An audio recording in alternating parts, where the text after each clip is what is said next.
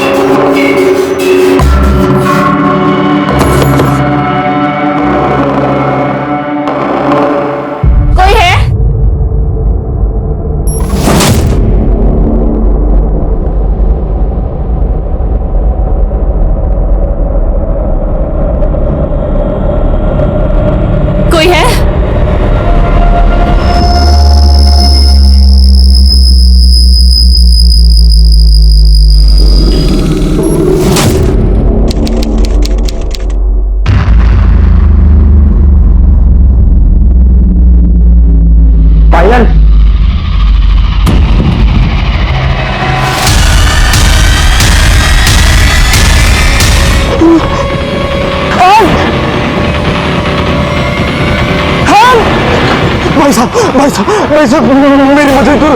मेरी वाइफ को बहुत चोट लगी है, उसको हॉस्पिटल लेके जाना पड़ेगा। मैं तुम्हारे हाथ जोड़ता हूँ, प्लीज मेरी मदद करो।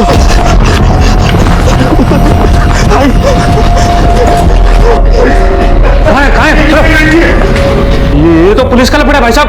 मैं इसमें आपकी कोई मदद नहीं कर सकता। आप पुलिस को फोन करो, वही कुछ करेगी। मैं तुम्हारे हाथ जोड़ता हूँ, पुलिस आने तक ये मर जाएगी। इसको पहले हॉस्पिटल लेके जाते हैं। लेकिन ये सब हुआ कैसे? ये सब मैं आपको बाद में बताता हूँ, पहले इसको लेके जाते। मैं तुम्हारे हाथ जोड़ता हूँ। डॉक्टर। नर्स, पुलिस को इन्फॉर्म करो, ये नॉर्मल इंजरी नहीं है। जी डॉक्टर।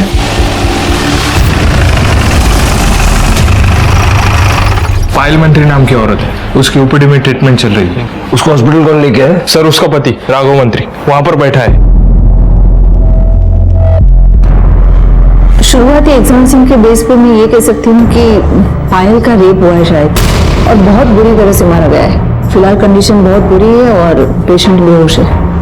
डॉक्टर, जैसे ही विक्टिम को होश आ जाता है आप हमें इन्फॉर्म कीजिए। जी हाँ साहब, ये मेरे पास आए और बोले इनकी बीवी को बहुत चोट लगी है, हॉस्पिटल ले जाने में मदद करो। पर साहब जैसे ही मैंने जाके उनको देखा, इनको बोला कि पुलिस को बुलाओ, पर साहब ये बहुत रोने लगे। ये इतना ज्यादा रो रहे थे साहब, मेरे को तरस आ गया। ठीक है, मदद करने के लिए शुक्रिया। अपना नंबर कदम को देके जाना। जी साहब। सर, पायल को कोई ब्लैकमेल कर रहा था सोशल मीडिया पे, अलग अलग नंबर से मैसेज करता था, वैसे वाली फोटो और वीडियो भेजता था। सर वैसे वाले फोटो और वीडियो डिलीट करने का 20 लाख मांग रहा था। पायल ने किसी तरह से उसे 2 लाख में मनाया और आज वही मामला खत्म करने वहां गई थी।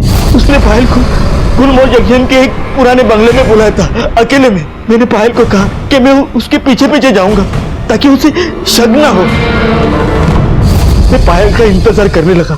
20 मिनट हुए, पायल बाहर ही नहीं आई, तो मैं अंदर चला गया तो पायल खुद से लथपथ। क्राइम सीन की लोकेशन याद है?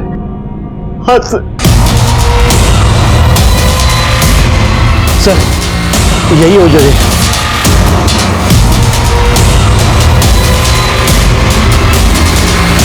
पायल यही गिरी थी। हाँ साहब, मैंने भी पहली बार यहीं पर देखा था साहब। सावंत, फटाफट फॉरेंसिक टीम को बुलाओ और आसपास अच्छे से चेक करो। Okay sir.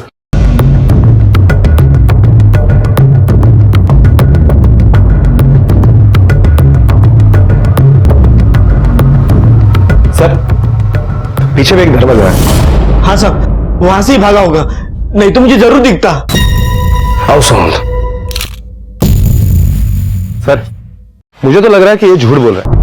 ये सब इसी ने किया हुआ है। पुलिस स्टेशन लेके चलो इसे। आपको जितना पता था आपने सब कुछ लिख दिया ना? हाँ, पर ये नहीं लिखा ना कि आप ही ने उसके साथ ये सब कुछ किया है। क्या? मैंने कुछ नहीं किया, आई शपथ मैंने कुछ नहीं किया सर। पर मुझे पता है पायल के साथ किसने किया होगा। उसका पहला वाला बॉयफ्रेंड संजू, मतलब संजय प्रधान। सर फोटो और वीडियो उसी ने बनाए थे, उसने ही किया होगा सर। Good morning. हाय। तुम्हें याद है ना आज हम डेट पे जाने वाले हैं? एक्चुअली मुझे प्रोजेक्ट कंप्लीट करना है तो शायद यहीं रुकना होगा आज पूरी रात, सो नॉट पॉसिबल, सॉरी। पर संजू, तुमने तो कहा था कि या I know but not possible. Police? Yes sir. Payal मंत्री को जानते हो? हाँ, क्यों, क्या हुआ? वो इस वक्त हॉस्पिटल में है और बुरी हालत में है।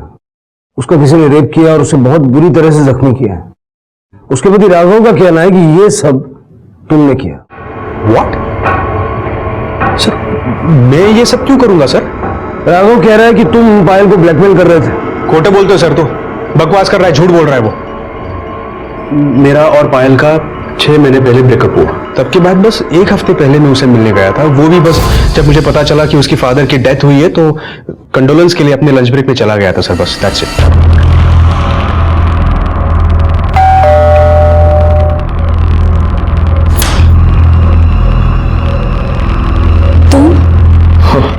हाय, एक्चुअली अंकल के डेथ के बारे में पता चला, इसलिए। तो जब तुम पायल से मिलने उसके घर गए तो उसका पति राघव वहां मौजूद था? मैंने अभी सुना अंकल के डेथ के बारे में। बीमार थे क्या? हाँ, बीमार थे।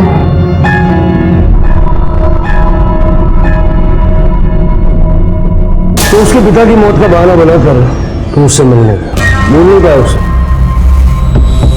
ब्रेकअप होने के 6 महीने बाद तक वो फोटो और वीडियो तुमने सेव करके रखे, वो उसे भेजे और ब्लैकमेल करने लगे। सर, मैं ऐसा क्यों करूंगा सर? और मैं हैरान हूं कि पायल को भी यही लग रहा है कि मैं उसे ब्लैकमेल कर रहा हूं। और क्या सोचेगी? जो फोटोज और वीडियो सिर्फ तुम्हारे पास हो सकते हैं, तो कोई दूसरा तो भेज नहीं सकता उसे। सर, एक्चुअली जिस दिन मैं पायल से मिलने गया उसी दिन मेरा फोन खो गया और वो फोटोज और वीडियोज उसी फोन में थे और मुझे याद ही नहीं आ रहा है कि मैं अपना फोन कहाँ भूला, पायल के घर भूल गया या फिर कहीं और, मुझे याद ही नहीं आ रहा है। वाह, स्टोरी बहुत अच्छी बनाई है। फोन खो गया तो उसकी पुलिस कंप्लेंट की? हाँ, ये सही है कि मैंने पुलिस कंप्लेंट नहीं की, मगर वो सिम मैंने उसी दिन डीएक्टिवेट किया सर, और वो नंबर मैं यूज नहीं कर रहा हूं। मैं, अगर आप चाहो तो कंपनी से चेक करा सकते हो। और उसके बाद से मैं दूसरा नंबर यूज कर रहा हूं सर, ये देखिए, ये देखो। सावंत, दोनों नंबर नोट कर लो और जब तक ये केस सॉल्व नहीं होता शहर से बाहर मत जाना। एक्सक्यूज मी सर, कुछ प्रॉब्लम हुई है क्या? नहीं, दरअसल वो एक मिनट। हेलो, दरअसल उनका फोन गुम हो गया है, उसी के बारे में इंक्वायरी करने आए थे। आप कुछ जानते हैं इसके बारे में? सर, उसका फोन गुम हो गया था, बस इतना ही मालूम है। आपका नाम क्या है? सुधा शर्मा। क्या वो कोई परेशानी? नहीं सर। सब पायल के सर पर और बॉडी पर बहुत गहरी चोट लगी है। उससे भी बुरा और गहरा घाव उसके प्राइवेट पार्ट्स में पाया गया है। मतलब उसके साथ बहुत वायलेंटली रेप हुआ है? नहीं, उसके साथ रेप नहीं हुआ है, पर किसी ने अननेचुरल तरीके अपनाए हैं। सलिए जैसी किसी चीज को जबरदस्ती उसके प्राइवेट पार्ट में इंसर्ट किया गया है। उस वक्त उसने जो दर्द सहा होगा वो तो हम सोच भी नहीं सकते। उसके सर पे कहाँ चोट लगी? लेफ्ट साइड में। यहाँ? जी। मतलब वार सामने से किया गया, हो सकता है कि उसने देखा होगा किसने उस पर वार किया। उसके साथ रेप नहीं हुआ है, सलिए जैसी चीज यूज हुई है, मतलब सीमेंट के ट्रेसेस भी नहीं मिलेंगे। एक गलती है ये हर्षा। वो अनमोल अंतरंग पल जो दो लोगों के बीच होते हैं पूरी तरह से व्यक्तिगत होते हैं। पायल और संजू ने उसे भी कैमरे में कैद करना चाहा और इसकी वजह बेशक जो हो, पर आज उसका भुगतान ये था कि पायल की जिंदगी, उसका भविष्य, यहां तक कि उसका पूरा वजूद खतरे में था। सावंत, इतना तो तय है कि जिसने भी ये क्राइम किया है पायल को सजा देना चाहता था या उससे बदला लेना चाहता था। सर, आपका मतलब है कि ब्लैकमेलर ने पायल को वहां पर सिर्फ मारने के लिए या बदला लेने के लिए बुलाया था? हमारे पास दो सस्पेक्ट्स हैं। पहला राघव, क्योंकि मुझे लगता है कि वो पूरा सच नहीं बोल रहा है। हो सकता है कि संजय अपना फोन पायल के घर पे भूल गया हो और वो फोन राघव के हाथ लग गया। राघव ने संजय और पायल की फोटोज और वीडियोस देखी और पायल को सजा देने का डिसीजन लिया। और संजय? हो सकता है कि संजय पायल को भुला नहीं पाया और इसलिए उससे बदला लेने की प्लानिंग कर रहा था। उसने कई दिनों तक 10 नंबर वाले रोड के बंगले पे नजर रखी और जब पाया कि बंगला खाली है तो पायल को वहां बुलाया। सावंत, संजय और राघव दोनों के कॉल रिकॉर्ड चेक करो और देखो संजय के मोबाइल की लोकेशन उस बंगले के आसपास है क्या।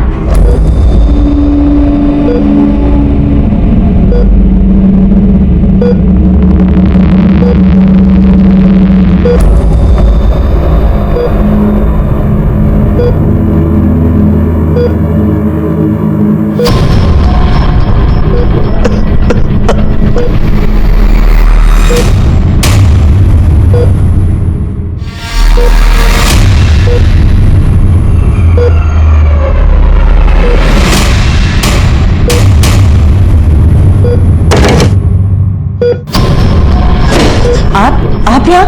क्या आपको पता नहीं कि यहाँ सिर्फ डॉक्टर्स का आना अलाउड है? देखिए, पायल को अभी तक होश नहीं आया है। जैसे उसको होश आएगा सबसे पहले पुलिस उसका बयान लेगी। प्लीज आप जाइए यहाँ से, जाइए।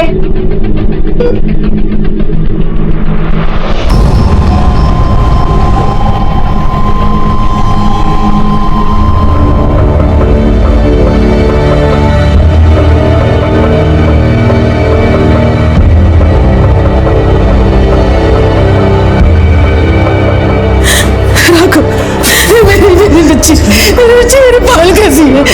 मुझे ले चल बेटा, मुझे ले चल बेटा। माँ जी, आप शांत हो जाइए, अपने आप को संभालिए। डॉक्टर ने कहा है कि अभी मिल नहीं सकते। क्यों नहीं मिल सकते? आप पहले शांत बैठिए, बैठिए आराम से।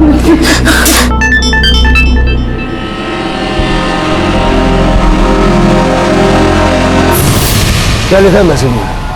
Be aware, your wife is meeting her lover again. क्या लगता है आपको ऐसे मैसेजेस कौन भेज सकता है? पता नहीं सर, पर इस नंबर पे मैंने फोन किया था पर किसी ने फोन उठाया नहीं। ठीक है, आप जाइए, हम देखते हैं। जी सर। सावंत, जरा तुम लगा के देखो ना, शायद उठा ले।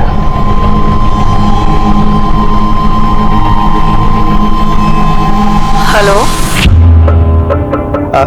वैशाली दामले मैडम है का?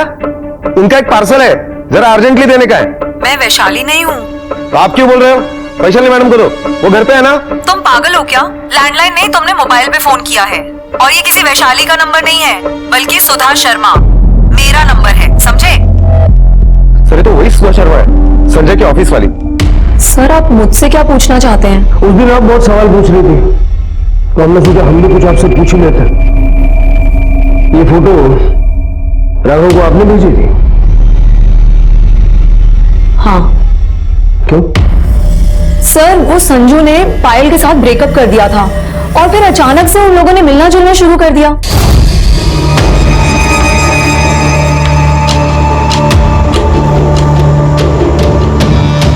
आज तुम्हें कैंटीन से खाने की जरूरत नहीं है, मैं घर से हम दोनों के लिए लंच बना के लेकर आई हूँ। चलो खाना खाते हैं। एक्चुअली सुधा, तुम खा लेना क्योंकि मैं पायल से मिलने जा रहा हूँ। पायल, तुम फिर से उसके चक्कर में पड़ गए ना? वो अब तुम्हारी गर्लफ्रेंड नहीं है संजू, उसकी शादी हो चुकी है। तुम जैसा सोच रहे हो वैसा कुछ नहीं है सुधा। देखो, पायल के फादर की डेथ हुई है, कंडोलेंस के लिए जा रहा हूं मैं बस, प्लीज। सर मुझे लगा कि एक बार की बात होगी, हमदर्दी जताने जा रहा होगा, लेकिन उसके बाद उन दोनों ने मिलना जुलना शुरू कर दिया।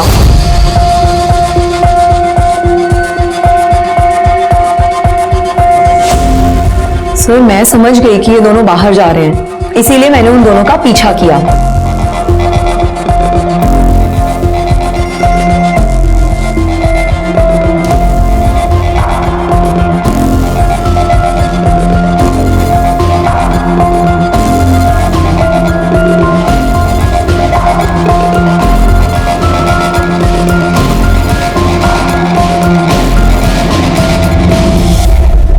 तो पता चला वो दोनों वहां क्या करने गए थे? पता क्या करना है सर, दोनों पुराने आशिक हैं, ढूंढ रहे होंगे कोई सुनसान जगह।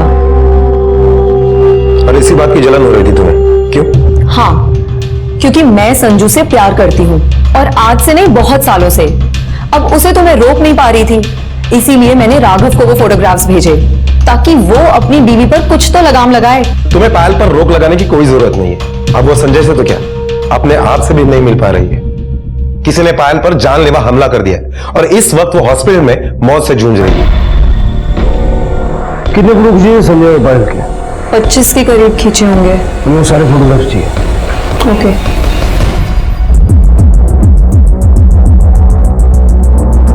लगता है दोनों टेंशन में है। ऐसा लग रहा है जैसे, एक मिनट वापस जाओ,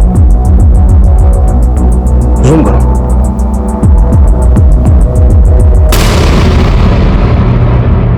सर ये तो राघव है। मतलब वो जानता था कि पायल संजय के साथ है और वो उसका पीछा कर रहा था, और यही फोटो हमें दिखा के वो इनोसेंट बनने की कोशिश कर रहा था, जैसे कोई नया खुलासा हुआ हो। सावन नया खुलासा ये अब करेगा।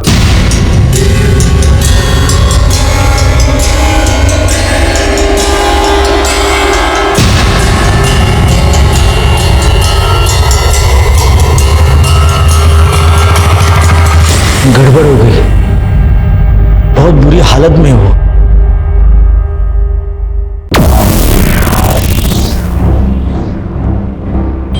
होश कब तक आएगा?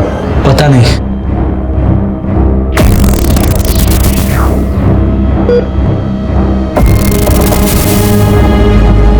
जैसी होश आए मुझे फोन करना, बहुत जरूरी बात करनी है, भूलना मत।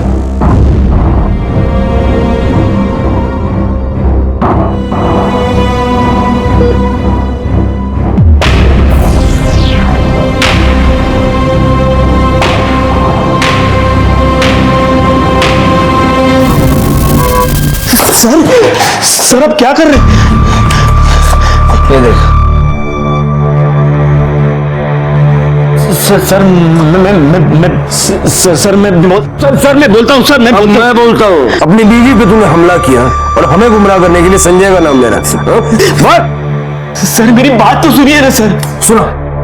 3 महीने पहले हमारी शादी हुई थी, तब से मैं सोच रहा था कि पायल जैसी खूबसूरत होनहार लड़की मेरे जैसे आदमी से तुरंत शादी के लिए तैयार होगी, और कुछ दिन बाद मेरे हाथ मेडिकल की फाइल लगी। क्या ये? हाँ, इतना बड़ा धोखा दिया तुम लोगों ने मुझे। किसका बच्चा था वो? बोलो किसका बच्चा था?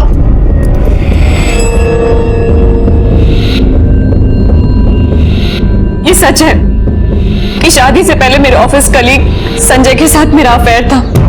मैं प्रेग्नेंट भी हो गई थी, लेकिन मुझे जल्दी रियलाइज हो गया कि संजय अच्छा नहीं है मेरे लिए। मैंने अबॉर्शन करा दिया। सोसाइटी को अबॉर्शन के बारे में पता चल गया।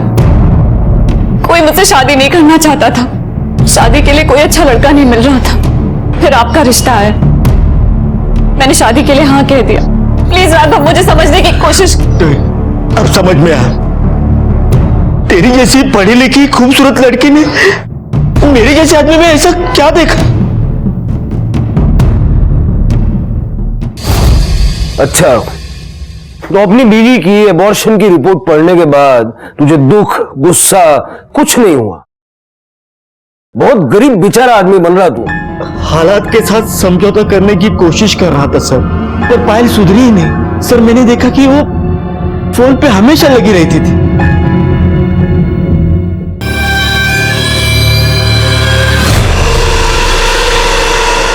काय झालं? इतनी परेशान क्यों? और ऐसा क्या है फोन में जो 1 मिनट के लिए नहीं छोड़ती? नहीं वो पता नहीं आजकल बहुत ब्लैंक कॉल्स आने लगे हैं, वही देख रही थी। अच्छा दिखाओ, मैं देखता हूँ कौन है। नहीं मैं देख लूंगी, मैं देखती हूँ। तो मुझे समझ में आया कि पायल फिर से संजू से नाता जोड़ रही है। उस दिन पायल घर पे थी, तब संजू घर आया, तभी मेरा शक यकीन में बदल गया और उसी शाम से लगातार फोन और मैसेज आने लगे। तब मैंने ठान ली कि उन दोनों को रंगे हाथ पकड़ने का। जब दूसरे दिन वो दोपहर में निकल गई तो मैं उसके पीछे चला गया। वो पायल पहले संजू के ऑफिस गई और फिर एक सुनसान जगह गई।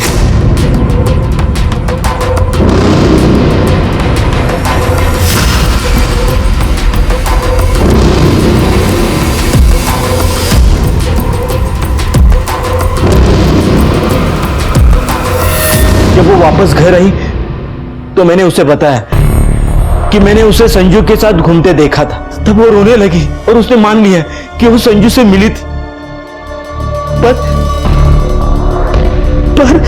पर क्या?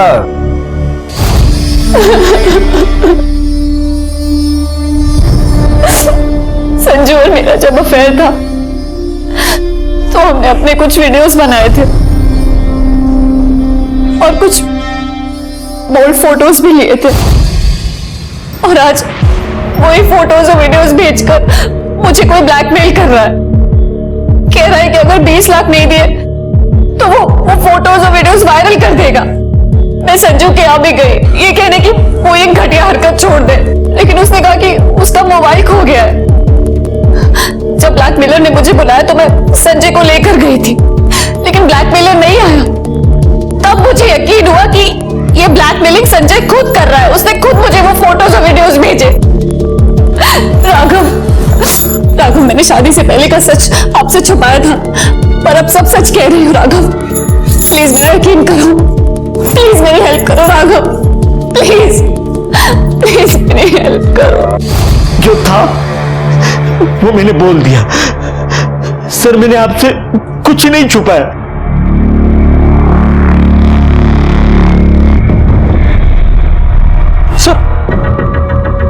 सर मुझे क्यों सर मैंने सब कुछ बता दिया है सर आपको, सब कुछ बता दिया है। हेलो, ये क्या है? सर ये फोटोज सर बताता हूँ सर। उस दिन जब मैं पायल के घर गया था ना, उसके अगले दिन तुमने कसम खाई थी कि तुम वो फोटोज और वीडियोस डिलीट कर दोगे, और तुमने ऐसा नहीं किया, और आज उसी के जरिए मुझे ब्लैकमेल कर रहे हो। पायल मैंने तुम्हें कहा कि मेरा फोन खो गया है, शायद किसी ने चुरा लिया होगा। 1 मिनट टाइम दिखाओ मुझे, कितने बजे तुम्हें फोटोज वीडियोस आए, दिखाओ मुझे। इसके 1 घंटे बाद जब मुझे रियलाइज हुआ ना कि मेरा फोन खो गया है, मैंने अपना सिम कार्ड डीएक्टिवेट कर दिया। शायद जिस किसी ने मेरा फोन चुराया था उसे तुम्हें ये फोटोज वीडियोस भेजे होंगे। झूठ बोल रहे हो तुम, झूठ बोल रहे हो। ये सब तुमने अलग अलग नंबर से मुझे भेजा है ना? और वो मैसेज कि मंदिर के पीछे आके मिलो, वो भी तुमने ही मुझे भेजा था, क्योंकि तुम ब्लैकमेलर हो। इसलिए मैंने सोचा कि तुम्हें तुम्हारे ऑफिस में आके ही पकड़ लूंगी। पायल मैंने कोई मैसेज या फिर वीडियोस नहीं सेंड किए तुम्हें, और अगर तुम ये चाहती हो कि मैं प्रूफ करूं तो ठीक है, तुम्हें जहां बुलाया है ना वहां मैं भी आऊंगा। उस आदमी को देख के तुम्हें यकीन हो जाएगा कि मेरा इससे कोई लेना देना नहीं है। ठीक है, चलो चलो। क्या यही बुलाया था तुम्हें? हाँ। तुम एक काम करो, मैं यही रुकता हूं, जाके देख के आओ।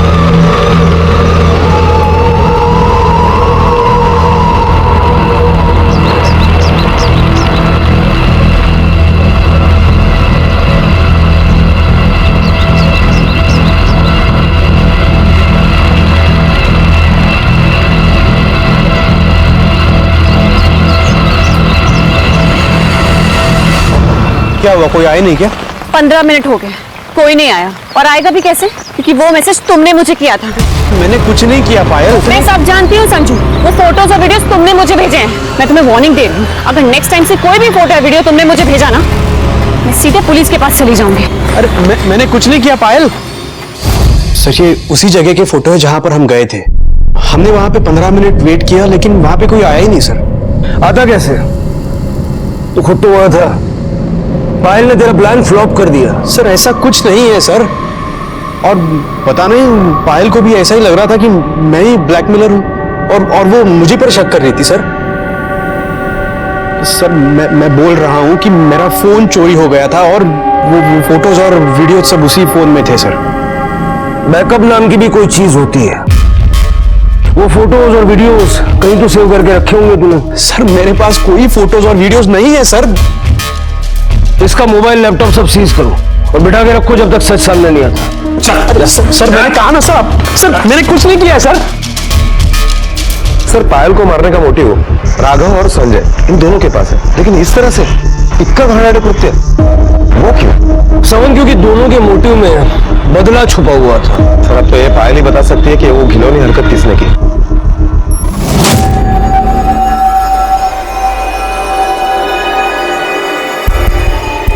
बंटी, पायल अभी भी होश में नहीं आई है। जीजा जी मैं दीदी से आपसे मिलने आया हूँ। क्यों? इस पे साइन कीजिए। इसमें क्या है? ये मेरे बाप की जिंदगी की जमा पूंजी है जिसका हक दीदी के पास है। अब वो डिसाइड करती कि मैं और मेरी माँ पैसे कैसे खर्च करें। मुझे पैसे अर्जेंट चाहिए और दीदी की हालत आपको पता है, मरना जीना सब बराबर है। अब बचे आप उसके नॉमिनी, फटाफट साइन करो ताकि मुझे पैसा मिल जाए। भूल जा साइन को, निकल। भड़कने की जरूरत नहीं है, बीपी बढ़ जाएगा। 20 लाख की जरूरत है मुझे। साइन करो, आके लेके जाऊंगा पेपर्स। बंटी, सर संजय के दूसरे मोबाइल के लोकेशन के मुताबिक जिस दिन पायल पर हमला हुआ उस दिन संजय ऑफिस में ही था। सावंत, ये भी तो हो सकता है कि ये लोकेशन सिर्फ उसके फोन की हो, वो कोई तीसरा ही नंबर लेकर पायल से मिलने गया हो, क्योंकि पायल को जितने भी कॉल्स और मैसेजेस आए एक नहीं बल्कि मल्टीपल नंबर से आए। सर सोशल मीडिया पर पायल को जो ब्लैकमेलर मैसेज कर रहा था उस कंप्यूटर का आईपी एड्रेस एमजी रोड के साइबर कैफे का है। हमने वहां की सीसीटीवी फुटेज चेक की। मैसेज की टाइमलाइन और सीसीटीवी फुटेज मैच करने के बाद ये पता चला है कि एक लड़का वो उस टाइम वो कंप्यूटर यूज कर रहा था। ये रही उसकी फुटेज।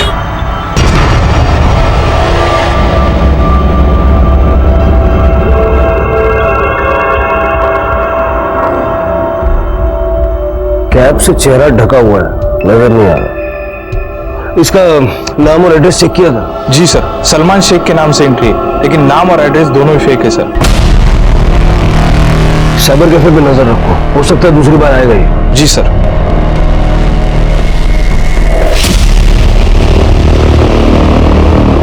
सर, राघव मंत्री आपसे मिलना चाहते हैं। बोल रहा है कुछ अर्जेंट काम है आपसे। भेजो। क्या हुआ? ये पेपर्स बंटी ने दिए। बंटी मतलब पायल का भाई। पायल के फादर के मरने के बाद जो इंश्योरेंस का पैसा मिला था उसमें उसको हिस्सा चाहिए। कुछ दिन पहले इस पैसे के मामले में हमें धमकी देके गया था। भीख नहीं मांग रहा हूँ, अपना हिस्सा मांग रहा हूँ। बड़ी हो ना इसलिए तुम्हें नॉमिनी बनाया, लेकिन इसका मतलब ये नहीं कि सारा पैसा तुम्हारा है। तेरी हरकतें देख कर ही उन्होंने ऐसा किया है, और ये पैसा तेरे जुए में उड़ाने के लिए नहीं है, समझा? जुआ खेलू, पैसों को आग लगा दूं, उससे तुम्हें क्या? तुम अपने काम से काम रखो, वरना मैं बता रहा हूँ। क्या करना वैसे? क्या करना वैसे? तू यहाँ गुंडागर्दी दिखाएगा? हाँ? तुमको जो सोचना है सोच लो, मैं अपने पैसों के लिए कुछ भी कर सकता हूँ। बोल रहा हूँ मुझे मजबूर मत करो। तुझे पोकल धमकी ना दूसरे न दे। जितनी बात होनी थी ना हो गई। पहले अंदर चलो। ये बंटी काम क्या करता है? कुछ नहीं सर, सट्टा खेलता रहता है।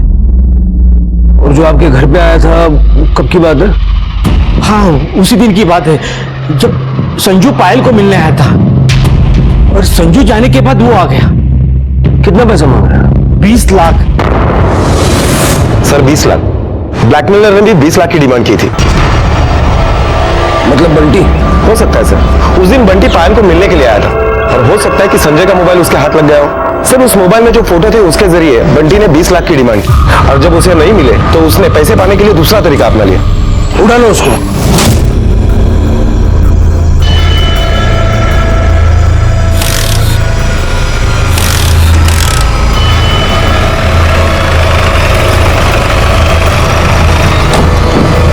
निकाय मदद करूंगा।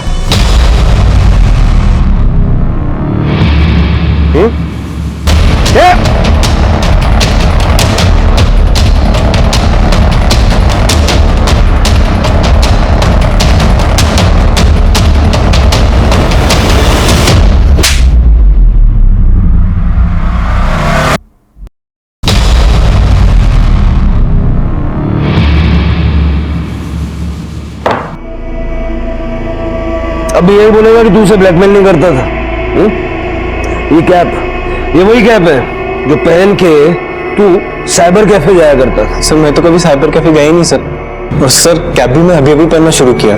वो सर सट्टेबाज वाले फोन करके धमकी देते सर, अगर 20 लाख रुपए नहीं दूंगा तो मार डालेंगे सर। जिस दिन पायल पे हमला हुआ तेरा फोन क्यों बंद था? सर वो तो गुंडों के चक्कर में सर मैं ज्यादातर ऑफ ही रखता हूँ सर। पायल ने पैसे देने से मना कर दिया, लेकिन उसकी ये हालत कर दी। बड़ा यकीन है ना तुझे कि बचेगी नहीं वो? सर वो मेरी बहन है सर, मैं अपनी बहन को कैसे मार सकता हूँ सर? ब्लैकमेलर ने 20 लाख रुपए मांगे थे, मुझे भी 20 लाख चाहिए थे सर, मुझे 20 लाख ही चाहिए थे। लेकिन इसका मतलब ये नहीं कि मैं अपनी बहन का ये हाल करूंगा। और आपको मारना ना सर मार दो, फांसी पे चढ़ाना चढ़ा दो सर। वैसे भी मैं मरने वाला हूँ सर, 20 लाख रुपए नहीं दूंगा वो लोग मार देंगे, मेरी मौत पक्की है सर। कदम अंदर डालो इसको। सर सर सर सुनिए सर, मैंने कुछ नहीं किया sir. Sir please sir, sir please sir, sir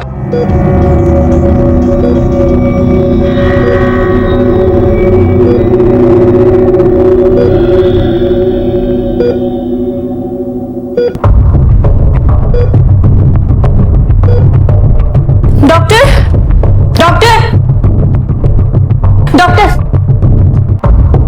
doctor, Payal को शायद होश आ रहा है, वो कुछ कहने की कोशिश कर रही है। कम, आप लोग यहीं रुकिए, आपको बोल।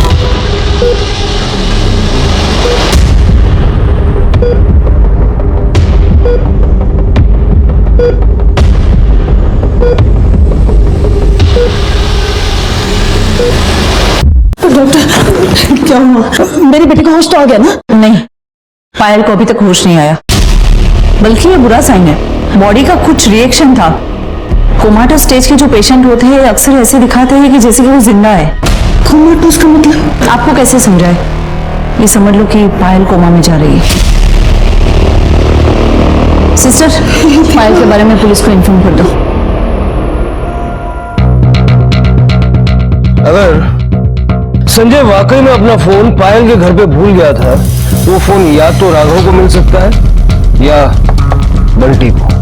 राघव को शादी से पहले बोले गए झूठ को लेकर गुस्सा था और बंटी को पैसों की जरूरत, जिसकी वजह से ये दोनों पायल से बदला ले सकते हैं।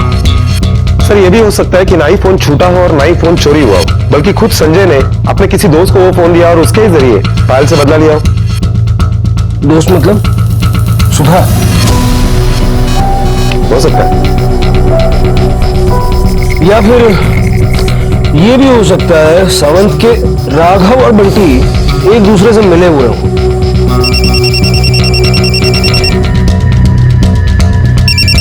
हेलो, ओह ओके, हॉस्पिटल से फोन था। डॉक्टर का कहना है कि पायल कोमा में चली गई है और कोमा से बाहर आने के उसके चांसेस बहुत स्लिम है। मतलब शायद ही वो हमें कभी बता पाएगी कि उसके साथ ये सब किसने किया।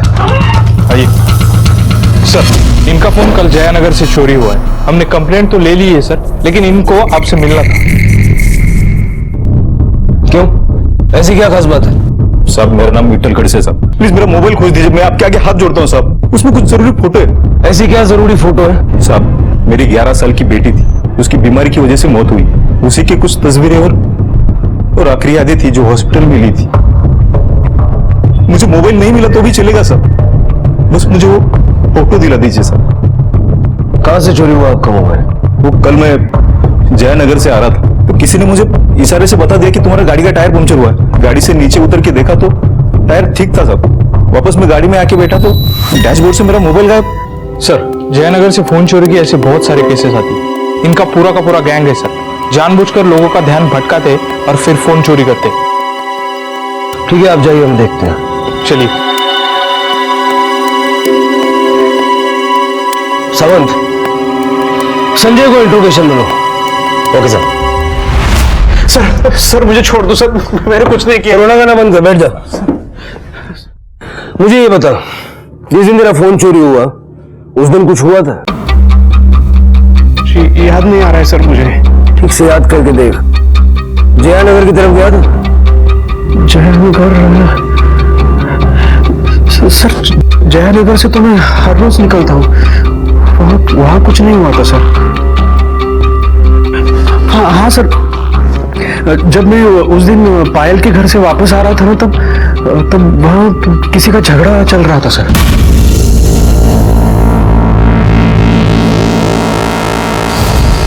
तो तेरा फोन बाजू की सीट पे रखा हुआ था। फोन? हाँ, मैंने अपने कार की बाजू की सीट में रखा था, कार की दोनों विंडोज खुली थी। सर इसका मतलब मेरा फोन वहीं से चोरी हो गया सर। दो लड़कों की शक्ल याद है जिनका झगड़ा चल रहा था? हाँ, शक्ल नहीं सर। सावंत, जयानगर और उसके आसपास के एरिया के सारे हिस्ट्री शीटर्स को राउंड करो, उनको पूछो वो किसी फोन चुराने वाले गैंग को जानते हैं। Okay sir. सर मुझे जाने दीजिए सर, प्लीज। जा, लेकिन शहर से बाहर मत जाना।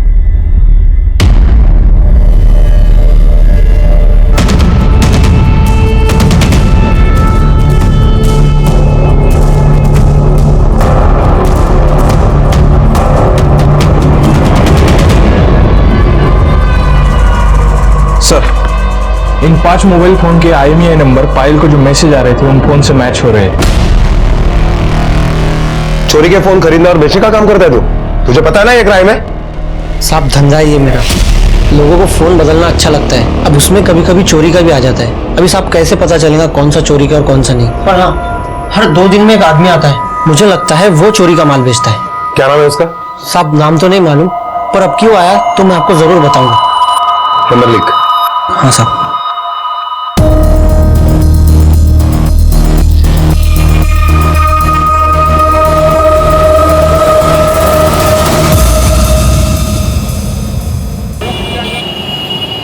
क्या रफीक भाई बे, काम कब करेगा? हाँ हाँ चल ठीक है, मोबाइल बेचने का।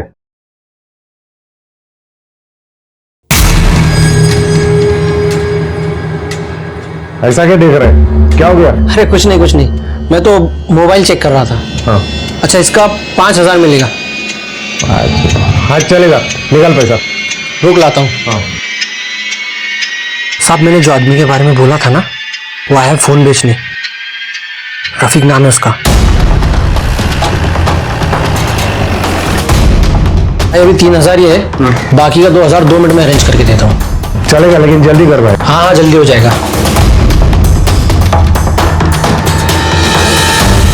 चलना भाई, कितना टाइम लगेगा, लेट हो रहा है। हाँ बस 2 मिनट।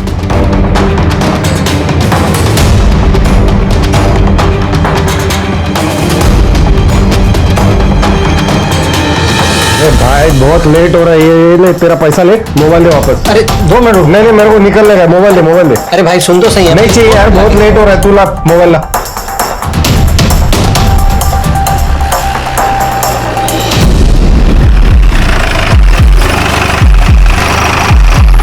साहब वो अभी निकला। बोरा साहब।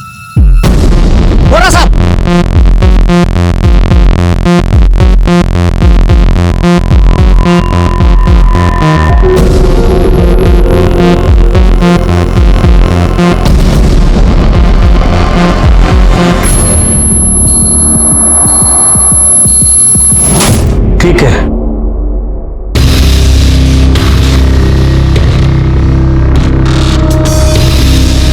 आई मैं जरा जाऊं नहीं तो।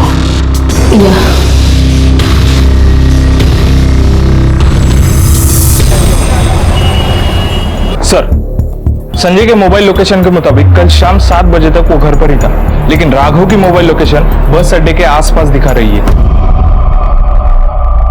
अब कोई नाटक मत करना, हम सब जानते हैं पहले पायल पे हमला और अब रफीक का मर्डर। कल रात बस अड्डे क्या करने गया था? सर पायल की मां को वापसी का टिकट बुक करने गया था। ये देखिए।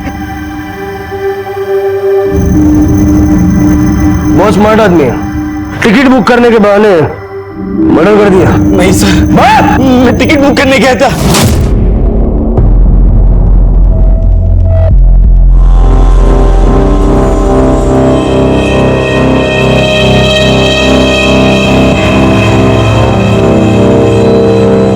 भाई ये मोबाइल बेचना था।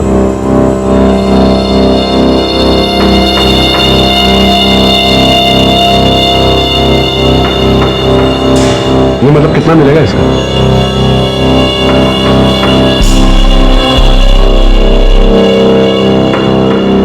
ये राघव झूठ बोल रहा है। सर, मोबाइल वाले का फोन। साहब, कल रफीक के हाथ में जो फोन था वही फोन लेकर एक आदमी आज इधर आया था। साहब, मैंने उसको रोकने की बहुत कोशिश की ताकि आपको इत्तला कर दूं, पर वो जल्दी में था, बाइक लेकर निकल गया। साहब, मैंने उसकी बाइक का फोटो खींचकर आपको सेंड कर दिया है, उसमें आपको उसकी बाइक का नंबर मिल जाएगा। सावंत, इस नंबर को हर चेक नाके पे, हर टोल नाके पे सर्कुलेट कर दो। पेट्रोलिंग टीम को अलर्ट कर दो, मुझे बाइक वाला किसी भी हाल में चाहिए।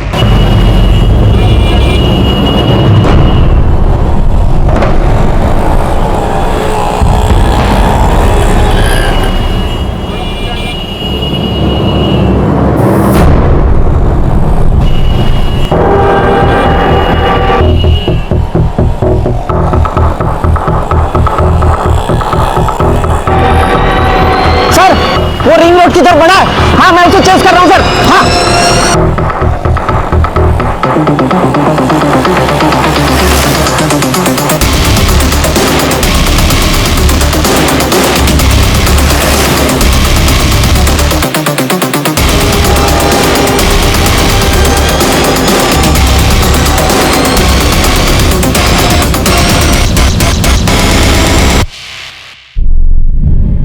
नाम क्या है तेरा? नाम क्या है तेरा? शौकत साहब, पूना का रहने वाला हूं। बचपन से बहुत गरीबी देखी है साहब। हुनर के नाम पर सिर्फ मोबाइल रिपेयरिंग का काम जानता था साहब। 3 महीने में घर नहीं चलता साहब। मेरे को बहुत जल्दी पैसा कमाने का था साहब, इसलिए अपने दोस्त रफीक के साथ मिलकर मैं लोगों का ध्यान भटका कर उनके मोबाइल उड़ाता था। मैं लॉक खोलकर डाटा क्लीन कर मोबाइल भेज देता था साहब। लेकिन साहब, उस दिन जो मोबाइल हम लोगों ने उड़ाया था उसका लॉक खोला तो साहब मेरा दिमाग खराब हो गया देख के। उसमें लड़के और लड़की की वैसी फोटो और वीडियोस थी। मैं सिर्फ मजे लेना चाहता था साहब। ब्लैकमेल तो सिर्फ उसको बुलाने के लिए कर रहा था, इसलिए उसको गुलमोहर रोड वाले बंगले पर बुलाया। बेहोश करने के लिए उसके सर पर रॉड मारी साहब, ताकि वो चीखे चिल्लाए नहीं।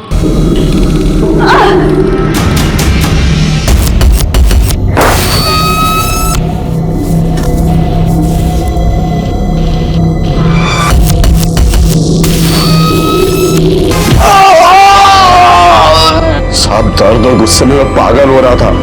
तभी डिसाइड कर लिया था कि इसके साथ रेप नहीं करूंगा, उससे भी बुरा करूंगा। पायल, रफीक को क्यों मारा? वो सब जानता था साहब कि मैंने क्या क्या कांड किया, और आप लोग भी उसको ढूंढ रहे थे साहब। मैं जानता था कि आप लोग पकड़ लोगे और वो सब बक देगा, इसलिए सब उसको पैसे का लालच देकर बस स्टैंड के पीछे बुलाया। रफीक भाई, मेरे को जाने का है, पैसा लाया हो ना भाई? पैसा मेरे को रफीक को तो तूने मार दिया, लेकिन उसके मोबाइल ने हमें तुझ तक पहुंचा दिया। शौकत को उसके किए की सजा बेशक मिल जाए, पर पायल ने जो खोया है वो वापस मिलना नामुमकिन है। यह भी नहीं कहा जा सकता कि वो कोमा से कभी बाहर आएगी भी या नहीं। देखते हैं हमारे आज के एपिसोड की दूसरी कहानी।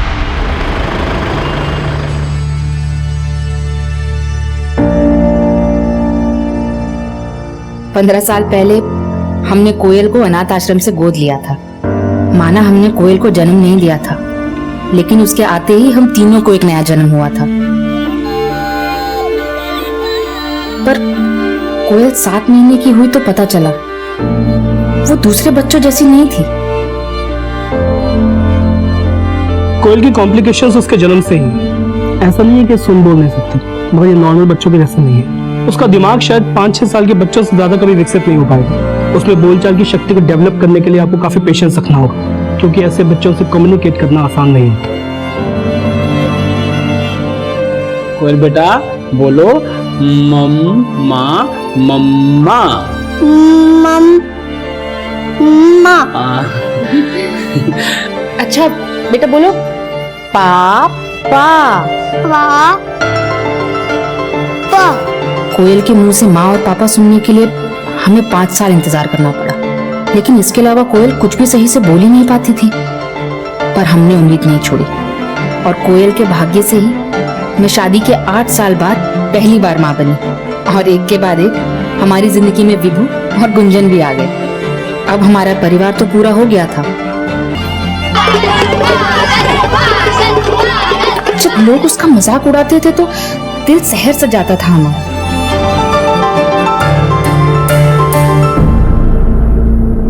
मम्मा, कोयल दीदी ऐसी क्यों है? उनकी वजह से सब मुझे स्कूल में चिढ़ाते हैं कि पागल का भाई पागल। नहीं वैभव, क्या हुआ? कहाँ लगी? नहीं लगी। नहीं लगी?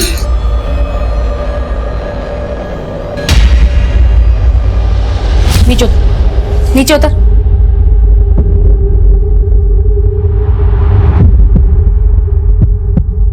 कितनी बार कहा है जब भी ऐसा हो तो सीधा बाथरूम जाया कर। गुंजन बेटा, आप चलो मेरे साथ, चलो आओ मेरे साथ। तंग आ गई हूं मैं। कब तक ऐसे बच्चों के जैसे तेरी साफ सफाई करती रहूंगी मैं? हाँ, चलो चल।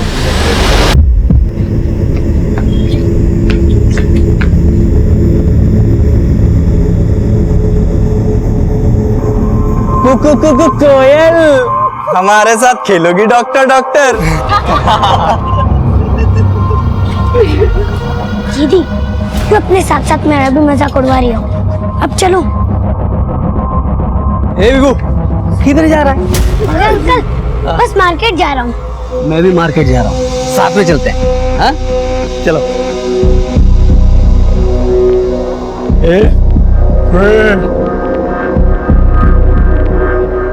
अरे विभू, ये कह रही है कि मेरी ड्रेस अच्छी लग रही है।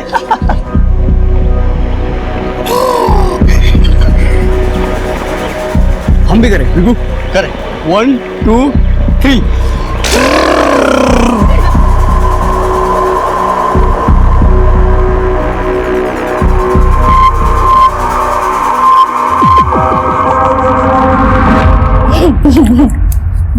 कितना गंदा किया हुआ सब कुछ। मम्मा, ये क्या होता रहता है कोयल दीदी को? कितनी गंदी स्मेल आ रही है। इसने अपने साथ साथ हम सबको पागल कर रखा है। वैभव, तू अंदर जा और गुंजन को संभाल जा। हाँ मम्मा। गुंजन ने क्या है, यही पर सूसू कर दिया और उसी में खेले जा रही है। उठ, खड़ी हो। कोयल उठ, कपड़े बदलने हैं ना। उठ कोयल, उठ कोयल। कोयल चल अंदर। सुधा, क्या हो रहा है? कोयल, क्या हो रहा है? ये देखो क्या गंदगी फैलाई हुई है इसने। बहुत असभ्य होती जा रही है। कुछ भी समझाओ तो चीजें तोड़ने फोड़ने लग जाती है और इसका असर ना वैभव और गुंजन पर भी पड़ रहा है। इसके साथ साथ उनको संभालना मुझसे नहीं हो रहा केशव जी। मेरा धैर्य अब टूट रहा है। धैर्य रखना पड़ेगा सुधा, नियति को स्वीकार करना पड़ता है। कब तक स्वीकार करूं केशव जी?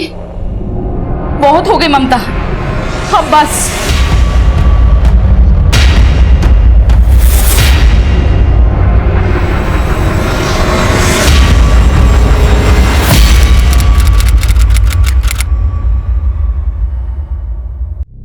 कोयल बोल नहीं सकती है और उसकी दिमागी हालत भी ठीक नहीं है। जी सर, वो बचपन से ही ऐसी है, इसलिए मैं उसकी बहुत चिंता हो रही है। वो तो किसी को बता भी नहीं सकती कि उसका घर कहाँ पर है। लेकिन कोयल खोई कैसे? सर, वैसे तो हम अकेले उसे कहीं बाहर जाने नहीं देते, लेकिन आज अपने छोटे भाई वैभव के साथ बाजार गई थी। बारिश दिख रही है। मम्मा, मम्मा, क्या हुआ? मम्मा, हाँ, वो कोयल दीदी। वैभव घर आया तो उसने बताया, उसे पता ही नहीं चला कोयल बीच रास्ते में कब खो गई। सब हमने उसे सब जगह ढूंढा, लेकिन वो कहीं मिल ही नहीं रही है। कोयल की फोटो सभी पेट्रोलिंग टीम्स को भेजो और इनके घर के आसपास पूछताछ करो।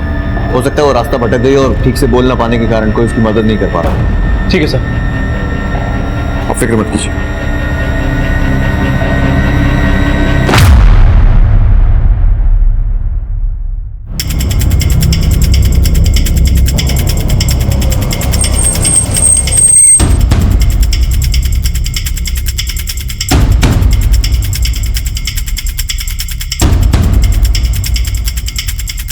कर्पूरगौरं कणावतारं संसार सारं भुजेन्द्रहारं सदा वसन्तं हृदयारविन्दे परं भामि सहितं नमामि। त्वमेव माता च पिता त्वमेव बन्धु च सखा त्वमेव।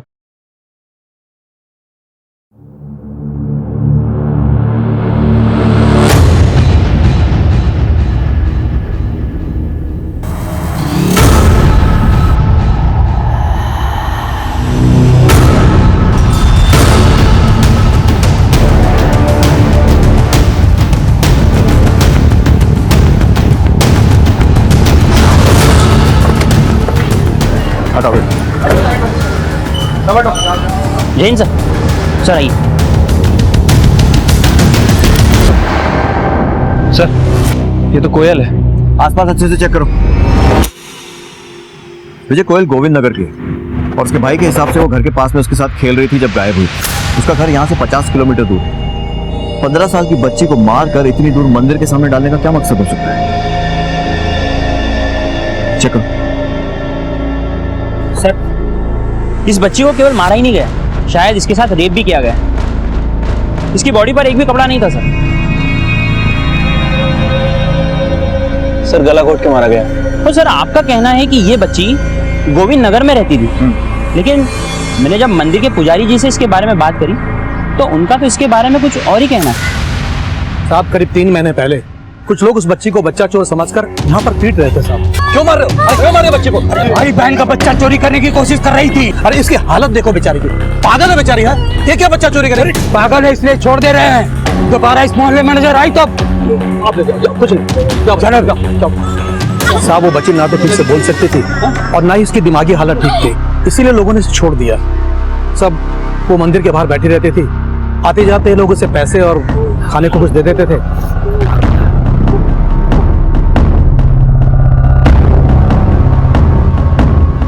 और रात को वो यहीं मंदिर में सो जाती थी। करीब 2-3 दिन वो यहाँ पर थी और फिर अचानक से गायब हो गई। और सर, आज उसकी लाश देखकर मैं तो हैरान ही रह गया। आपको पूरा यकीन है कि यही लड़की थी? हाँ सर, यही लड़की थी।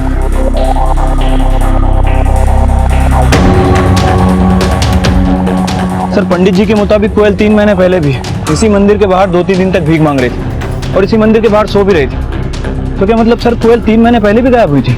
लेकिन कोयल के पेरेंट्स ने हमें ऐसा कुछ भी नहीं बताया। पता करो कि 3 महीने पहले किसी थाने में कोयल की मिसिंग रिपोर्ट लिखाई गई थी या नहीं, या फिर उसके पेरेंट्स हमसे कुछ छुपा रहे हैं। फिलहाल माता पिता को बॉडी की शिनाख्त के लिए बुलाओ और उसके बारे में सारी डिटेल्स निकालो। ठीक है सर।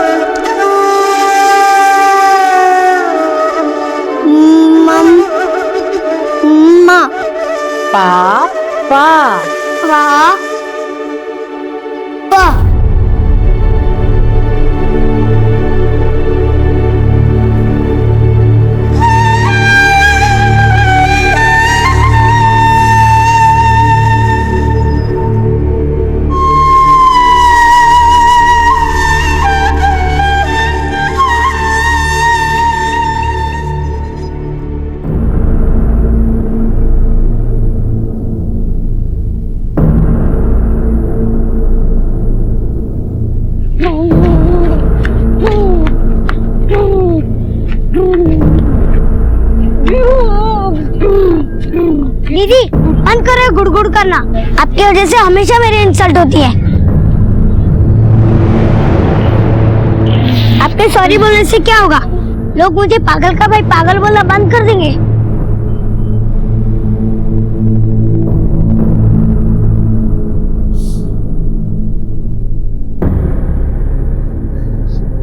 मम्मा मम्मा, दीदी मिली।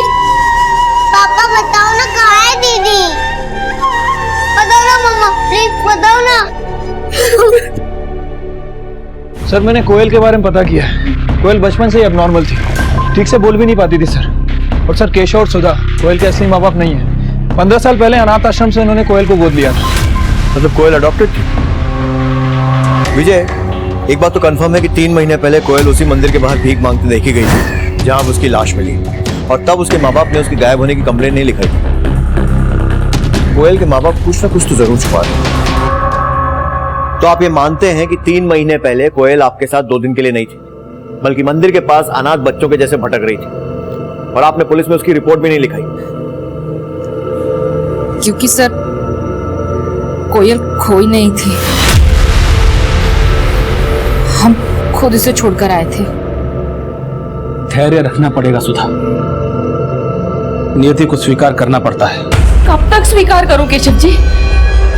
बहुत हो गई ममता, अब बस।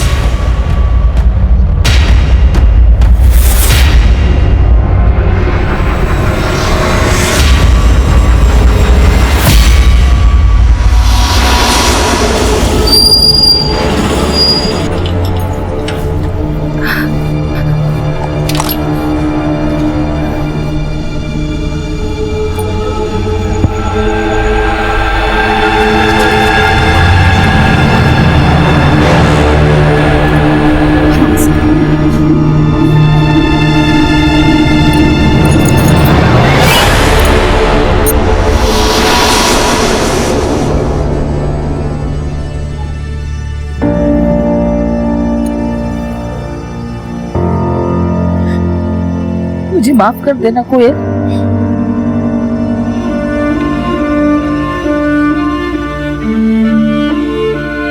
मुझे माफ कर देना माँ, इसको तेरे सहारे छोड़कर जा रही। इसका ख्याल रखना।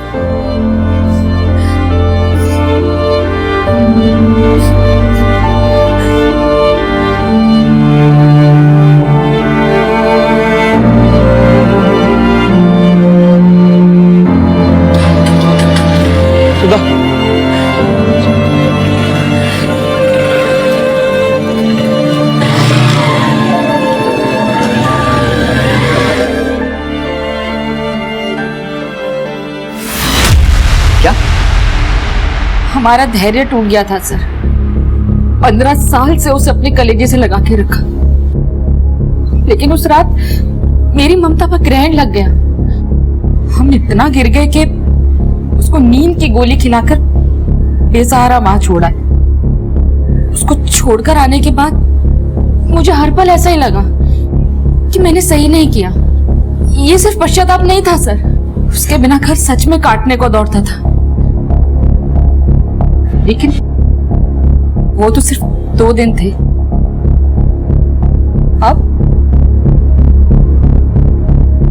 अब कहां से ला पाऊंगी मैं उसे?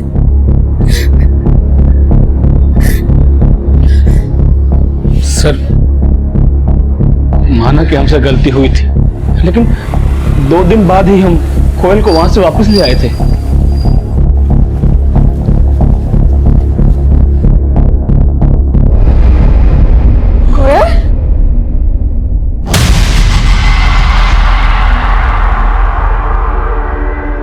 कोयल, कोयल, कोयल बेटा, कोयल, कोयल बेटा उठो।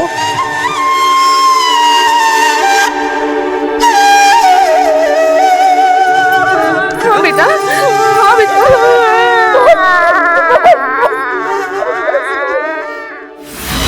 चलो मान लिया कि 3 महीने पहले आप लोगों ने पश्चाताप कर लिया था, लेकिन इस बार कोयल गायब नहीं हुई है, उसकी हत्या हुई है। कहीं इस बार भी तो आप लोगों ने उसे... ये आप क्या कह रहे हैं सर?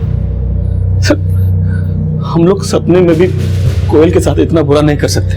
बुरी तो कोयल की किस्मत थी। पहले अनाथ थी, फिर परिवार मिला, लेकिन वैसी जिंदगी नहीं मिली जैसी दूसरे बच्चों को मिलती है। और फिर मौत भी मिली तो इतनी बेरहमी से। मुझे तो लगता है कि उसके दोषी वही लोग हैं जिनको उसने अपना माना था। हाँ सर, हम दोषी हैं, लेकिन उसकी मौत के नहीं, उसकी जिंदगी के। उसको सब कुछ देना चाहते थे, मगर अब तो खुद पर ही शक होता है कि वाकई हमने उसे अपनी बेटी माना था, या वैभव और गुंजन के आने के बाद उसे पराया समझने लगे थे। सौतेले थे ना। और अब क्या सर, अब तो सारी दुनिया ही हम पर शक करेगी। शक तो करेगी। फिलहाल आप लोग जा सकते हैं, लेकिन दोबारा बुलाऊंगा।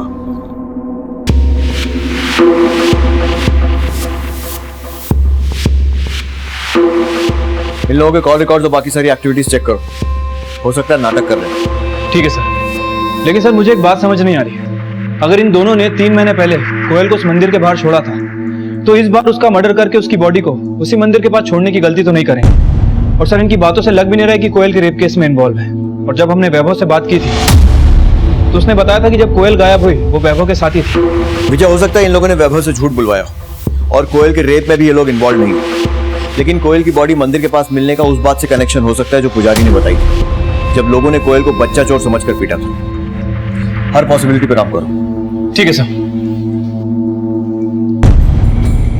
दिमागी तौर से अपंग 15 वर्षीय कोयल की हत्या के साथ उसके रेप की आशंका भी जताई जा रही थी और ये केस अभी कोयल की जिंदगी के कई और चौंकाने वाले रहस्य सामने लाने वाला था। लेकिन उसकी इस नियति का जिम्मेदार कोई एक नहीं था। ऐसे कई चेहरे थे जो सबको चौंकाने वाले थे।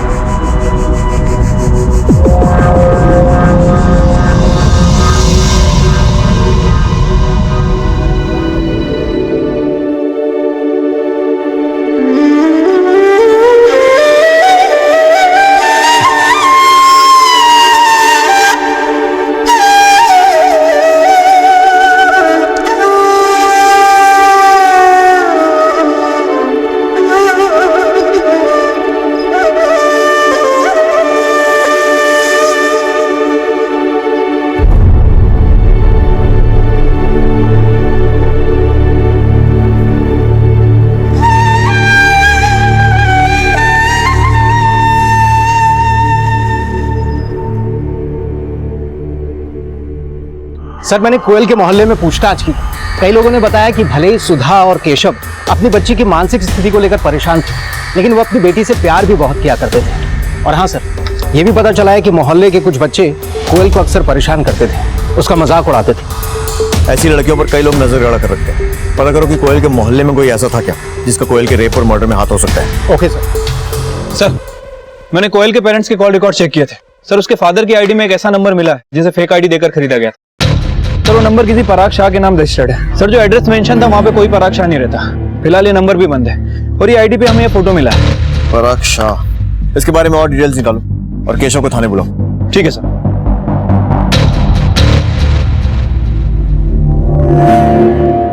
ये पराग शाह एक एनजीओ चलाता है।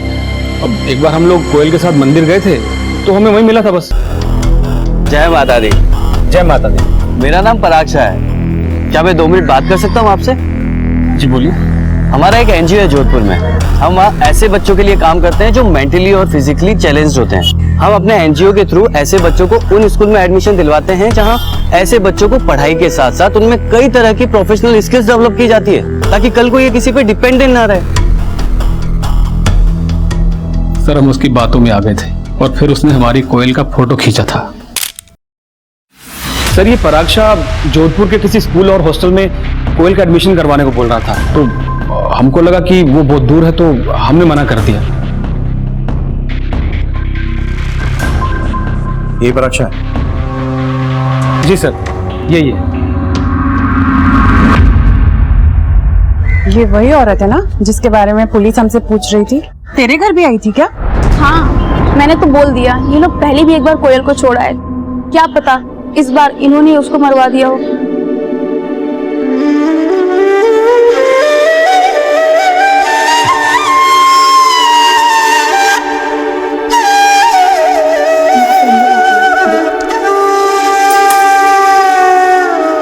मम्मा,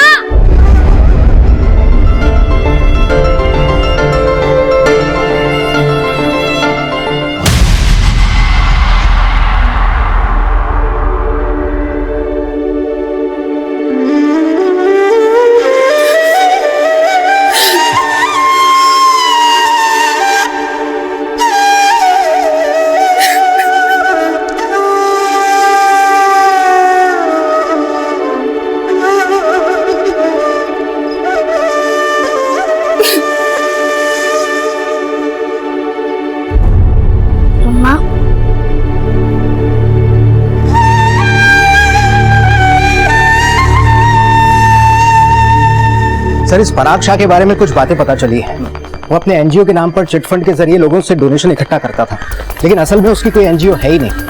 फ्रॉड के केस में कानपुर पुलिस भी उसकी तलाश कर रही है। मतलब पराग फ्रॉड है ये तो पक्का, लेकिन क्या वाकई कोयल के रेप और मर्डर में भी उसका हाथ है? सर, खबरियों को इस काम पे लगा दिया है और सर उस आदमी का भी पता चल गया है जो कोयल को मंदिर के पास बच्चा चोर समझ के लोगों से पिटवा रहा था। मैं झूठ नहीं बोल रहा हूँ साहब, उसने मेरी बहन का बच्चा छीनने की कोशिश की थी। लेकिन तेरी बहन का बच्चा चोरी तो नहीं हुआ था ना? चोरी तो नहीं लेकिन छीनने की कोशिश की थी। वो तो पंडित जी ने बोला कि वो लड़की पागल थी। उसके बाद से हमने उसको कुछ नहीं कहा साहब। तो तब कुछ नहीं किया होगा, लेकिन उसके बाद उसकी नासमझी का फायदा उठाने की सोची होगी। नहीं, ऐसा कुछ नहीं किया साहब हमने। ठीक है, अभी जाने दे रहा हूं, लेकिन शहर छोड़कर मत जाना। हाँ।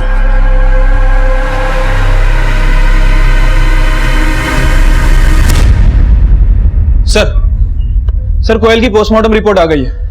सर रिपोर्ट के मुताबिक जिस दिन कोयल के पेरेंट्स ने उसकी मिसिंग कंप्लेंट कराई थी, उसी रात तकरीबन 1 बजे से 2 बजे के बीच उसका गला घोटकर उसकी हत्या कर दी गई थी। और सर कोयल की हत्या से पहले उसके साथ गैंगरेप किया गया था। गैंगरेप? हाँ सर। सर चौंकाने वाली बात यह है कि कोयल प्रेग्नेंट थी, उसके गर्भ में 3 महीने का बच्चा था। क्या? 15 साल की बच्ची 3 महीने से प्रेग्नेंट, और उसके साथ? सर कोयल की बॉडी पे 3 लोगों के डीएनए भी मिले। हो सकता है कि इन 3 लोगों ने उसका रेप किया। अशोक सर, वो आदमी जिसने कोयल को मंदिर के पास बच्चा चोर बताकर पीटा था, उसके साथ और भी लोग थे ना? यस सर, मंदिर के आसपास के काफी लोग थे तब। उस आदमी को और उसके साथ के बाकी सारे लोगों को उठवाओ।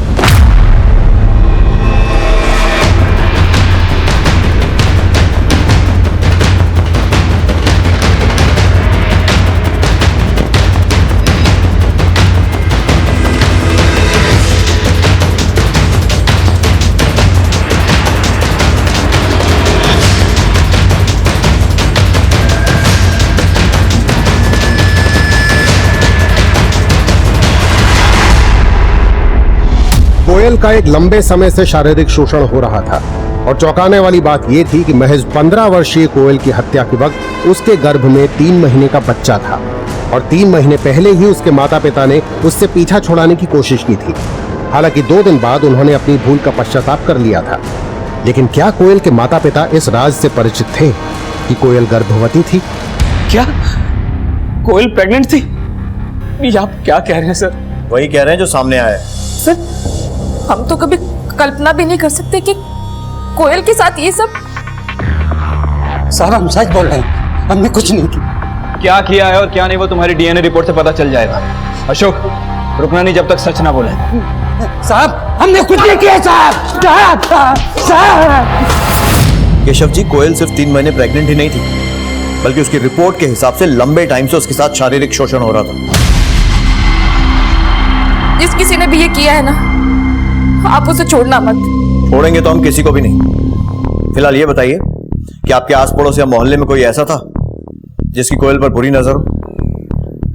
सर कोयल को कभी भी अकेले बाहर नहीं जाने देते थे। वो जिद भी करती थी ना, तो मैं, केशव जी या वैभव हमेशा उसके साथ रहते थे। जिस दिन वो गायब हुई थी उस दिन भी वो वैभव के साथ ही गई थी? जी। हम वैभव से दोबारा मिलना चाहते हैं। बेटा, जब आप अपनी कोयल दीदी के साथ खेलने जाते थे तो कोई लड़का दीदी को परेशान करता था?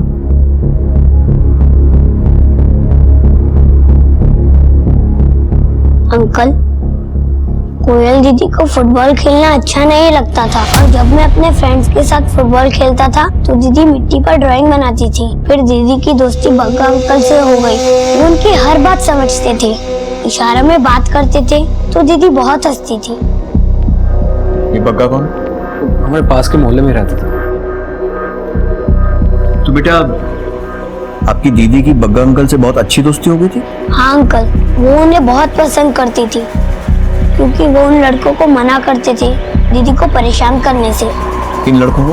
वो दूसरे मोहल्ले वाले लड़के, वो हमेशा दीदी का मजाक उड़ाते थे। बेटा, जहाँ आप अपनी कोयल दीदी के साथ खेलते थे, हमें ले चलोगे वहाँ?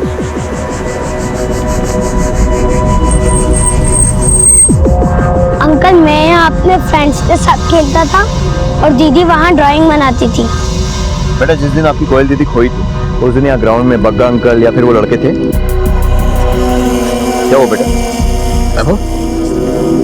डर नहीं बेटा, बताओ सर को जो जानते।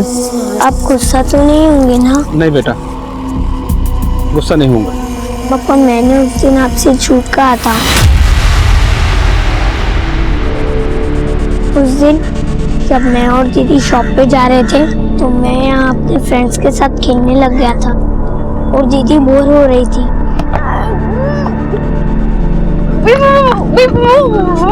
मुझे खेलने दो और जाओ अपनी ड्राइंग बनाओ। मैंने दीदी को कहा था वेट करने के लिए, लेकिन पता नहीं अचानक से दीदी कहाँ गायब हो गई। इस केस में एक के बाद एक कई राज खुल रहे थे और सबसे चौंकाने वाला राज ये था कि 15 वर्षीय कोयल के गर्भ में बच्चा किसका था। ऐसा कौन था जो एक लंबे समय से उसका शारीरिक शोषण कर रहा था, और वो कौन थे जिन्होंने गर्भावस्था में कोयल का गैंगरेप किया था। वैभव के बयान के मुताबिक कोयल को जहां आखिरी बार देखा गया था, वहां फिलहाल कोयल के साथ हुए अपराध का कोई लीड नहीं मिल रहा था, लेकिन शक के आधार पे कोयल के मोहल्ले के वैद्य, चंदर, लोकेश और बग्गा को तलब किया गया।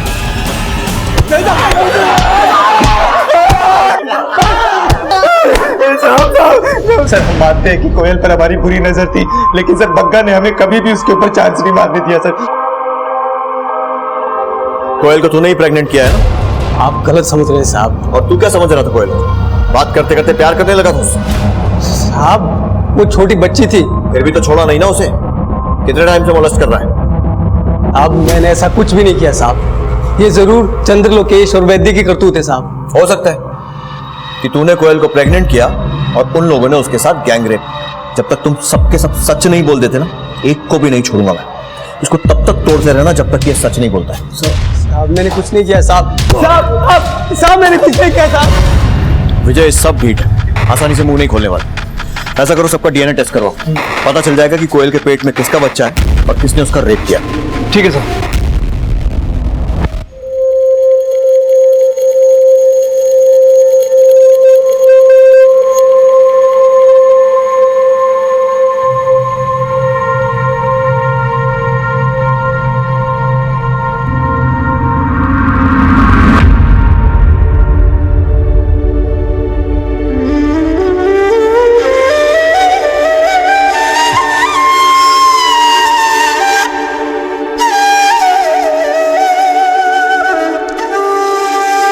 क्या सोच रहे हो? क्या सोचूंगा? अब कुछ बचा है सोचने के लिए? हमने तो हमेशा कोयल का भला ही सोचा था। लेकिन एक गलती भी की सुधा। क्यों मैं तुम्हारी बातों में आ गया?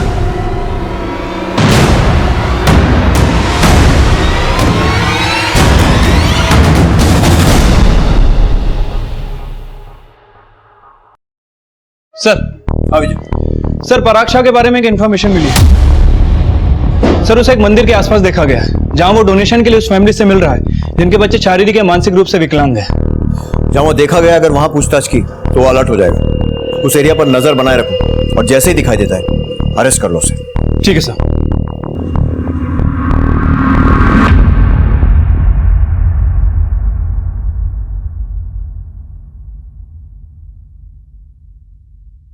जी नमस्ते, मेरा नाम पराग शाह है। क्या मैं आपसे 2 मिनट बात कर सकता हूँ? जी बोलिए। हमारा एक एनजीओ है जहाँ हम मेंटली और फिजिकली चैलेंज बच्चों को एजुकेशन और उनमें प्रोफेशनल स्किल्स डेवलप करने के लिए काम करते हैं। कोयल के साथ क्या किया था आपने? कोयल याद नहीं आ रहा? चलो हम याद दिलाते हैं।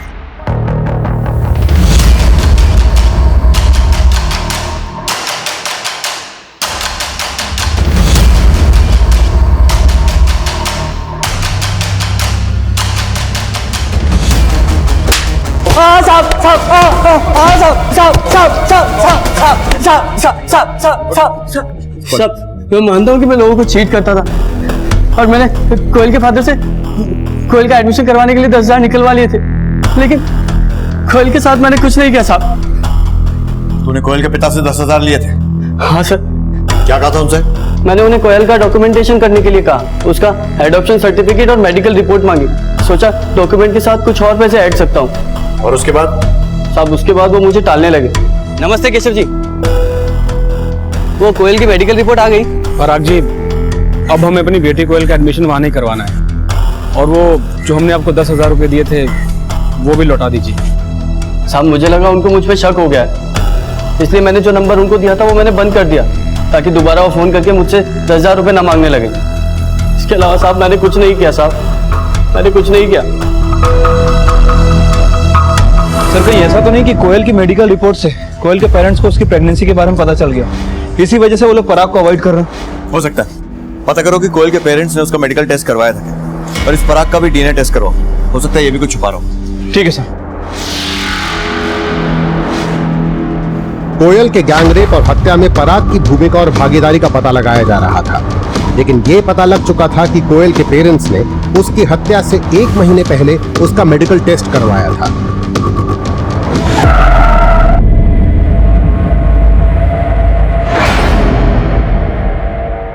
यस सर, मैंने कोयल का मेडिकल टेस्ट किया था और ये बात उसके पेरेंट्स को पता थी कि कोयल प्रेग्नेंट है, बट उन्होंने मुझसे कहा कि मैं ये बात किसी से शेयर ना करूं। सर इसका मतलब ये हुआ कि केशव हमसे स्टार्टिंग से ही झूठ बोल रहा है। और सर अगर ये पॉसिबिलिटी है तो ये भी हो सकता है कि केशव भी कोयल को मोलेस्ट कर रहा हो और ये बात सुधा को अच्छी तरह से पता हो। इसी वजह से सुधा कोयल को घर से निकालने की कोशिश कर रही है, क्योंकि ये बात वो सबको नहीं बता सकती। इस वजह से उनकी काफी बदनामी होती। विजय, जैसा तुम बोल रहे हो उसके हिसाब से तो कोयल के पेट में केशव का ही बच्चा है, लेकिन कोयल का गैंगरेप भी हुआ था। सर हो सकता है कि इस बार प्रेग्नेंट कोयल को जानबूझकर उन्होंने ऐसी जगह छोड़ दिया और मौके का फायदा उठाकर कुछ लोगों ने उसका गैंगरेप कर दिया। लेकिन उसकी बॉडी को उस जगह पर डंप करने का क्या मतलब, जब 3 महीने पहले उसके माँ बाप उसे छोड़कर गए। कभी चाहता था कि कोयल के परिवार वाले इसमें फंसे, या फिर कहानी कुछ और ही है? सर कहानी चाहे जो कुछ भी हो, लेकिन अगर कोयल को प्रेग्नेंट करके गायब करने में केशव का ही हाथ है तो ये भी पॉसिबिलिटी हो सकती है कि उसी ने वैभव से झूठ बुलवाया हो कि जब कोयल गायब हुई वो उसके साथ। केशव अब और झूठ नहीं बोल पाएगा, थाने बुलवाओ इसे। ठीक है सर। सर मैं मानता हूँ कि मुझे पता था कि कोयल प्रेग्नेंट है, और सर मैं आपको सब कुछ सच से बताना भी चाहता हूँ, कि मेरी हिम्मत नहीं हो रही थी। और तूने सब कुछ इसलिए छुपाया क्योंकि उसके पेट में तेरा ही बच्चा था। तू ही था ना जो उसे मोलेस्ट कर रहा था। सर मैं आपके आगे हाथ जोड़ता हूँ, इतना घिनौना इल्जाम मुझ पर मत लगाइए। चाहे तो मेरा डीएनए टेस्ट करवा लीजिए। वो तो करवाएंगे, और भले ही उसके पेट में तेरा बच्चा नहीं था, लेकिन तेरे पास मोटिव था उसको मारने का। सर मैं सपने में भी कोयल को मरवाने की नहीं सोच सकता सर। क्यों? 3 महीने पहले तो अपनी बीवी के साथ उसे मरने के लिए मंदिर के बाहर छोड़ आया था। क्या पता उसकी प्रेगनेंसी का मालूम हुआ तो फिर से वैसे ही किया हो? सर ऐसा कुछ नहीं है सर। ऐसा कुछ नहीं है तो पहले सब कुछ सच सच क्यों नहीं बोला? क्योंकि हमें लगता था कि हमारी गलती से ही कोयल प्रेग्नेंट हुई है, क्योंकि हम ही लोग उसे मंदिर छोड़ाए थे। मुझे शक था कि 3 महीने पहले उस मंदिर के पुजारी ने ही उसका बलात्कार किया होगा। मैंने मंदिर के आसपास पता किया तो मुझे पता चला कि मंदिर का पुजारी 2 दिन तक उसके हाथ बड़ी हमदर्दी दिखा रहा था। सर मुझे अब भी लगता है कि उस मंदिर के पुजारी ने ही कोयल को प्रेग्नेंट किया होगा। साहब हमने तो दया भाव से उस बच्ची को 2 दिन मंदिर में सहारा दिया, और आप हमारी दयालुता को इतनी बुरी नजर से देख रहे हैं।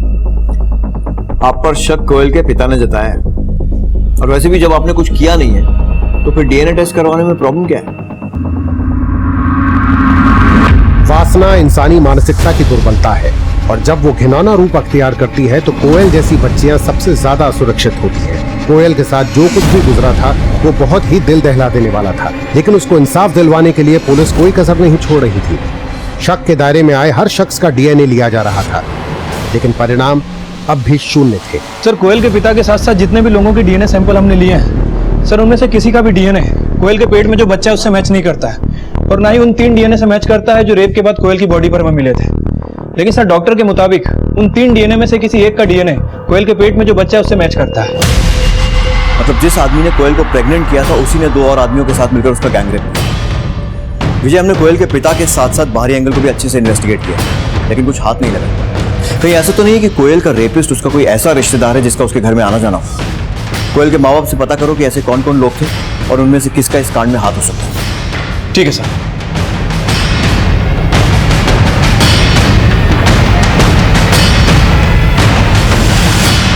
पुलिस अब नए सिरे से कोयल और उसके परिवार के बाहरी और अंदरूनी एंगल्स को इन्वेस्टिगेट कर रही थी, लेकिन नतीजे तक पहुंचने के लिए उन्हें अब भी काफी मशक्कत करनी थी।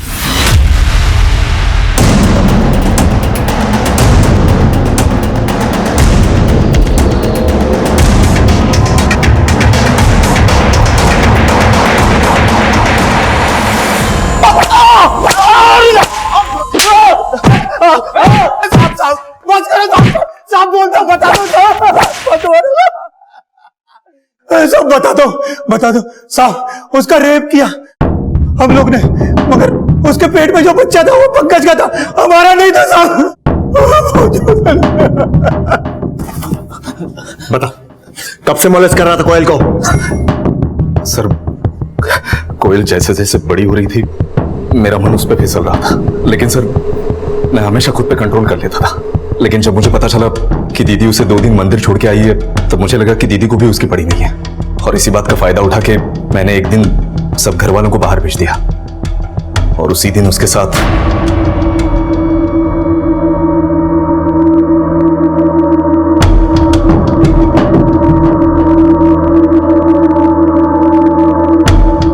सर मुझे पता था कि वो इस बारे में किसी को बता नहीं पाएगी, लेकिन एक दिन अचानक से मुझे सुधा दीदी का फोन आया। वो मुझसे तुरंत मिलना चाहती थी। मुझे लगा शायद उनको पता ना चल गया हो। मैं हिम्मत करके उनसे मिलने पहुंचा। क्या बात है दीदी, आपने मुझे क्यों बुलाया? और दीदी ने जो कहा वो सुन के मैं हैरान रह गया।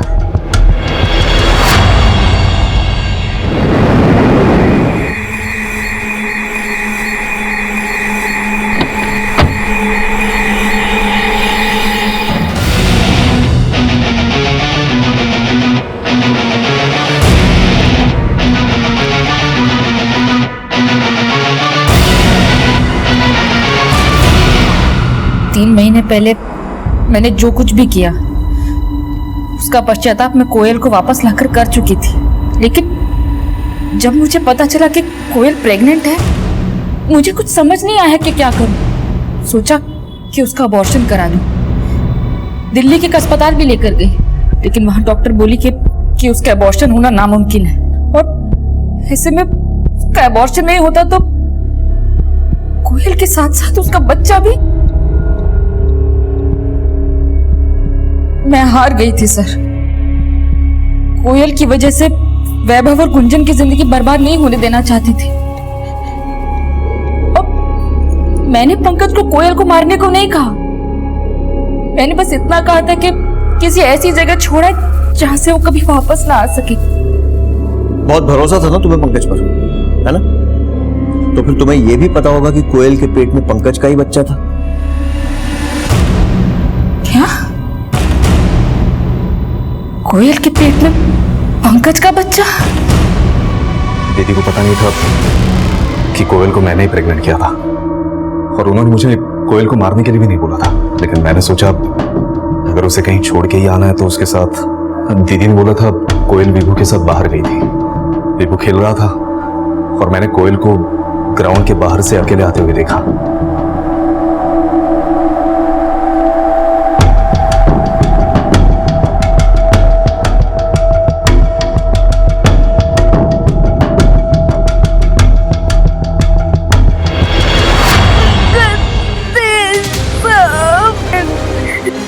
पंकज, ये क्या बोल रही है? गंदा गंदा क्या बोल रही? और भाई हम सबको चल, इसे मारना पड़ेगा। हमने जानबूझ के उसकी बॉडी मंदिर के पास फेंकी, क्योंकि जीजाजी को शक था कि कोयल के पेट में जो बच्चा है वो पुजारी का था।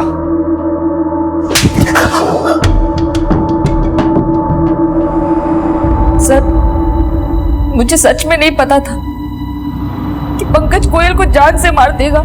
लेकिन इतना तो जानती थी कि एक 15 साल की बच्ची जो 3 महीने प्रेग्नेंट है, उसको वो दर दर भटकने के लिए छोड़ देगा। जब कोयल को अपनी जिंदगी से अलग ही करना था, तो उसे गोद क्यों लिया था?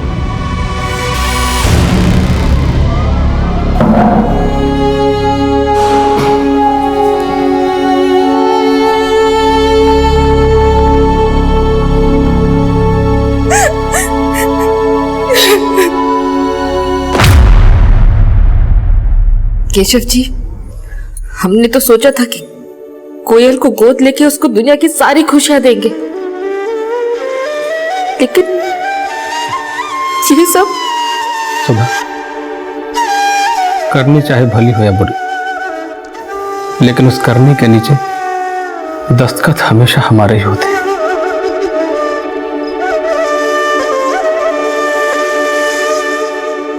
कहते हैं इंसान भलाई भी अपने स्वार्थ के लिए ही करता है, लेकिन प्यार और ममता हमेशा निस्वार्थ होते हैं। माना कई बार हमें अपनी जिम्मेदारियां भी बोझ लगने लगती हैं, लेकिन हमें ये नहीं भूलना चाहिए कि अपना भविष्य संवारने के लिए कदम हमेशा सकारात्मक ही उठाने चाहिए, क्योंकि नकारात्मक सोच मुश्किल वक्त को बद से बदतर बना देती है।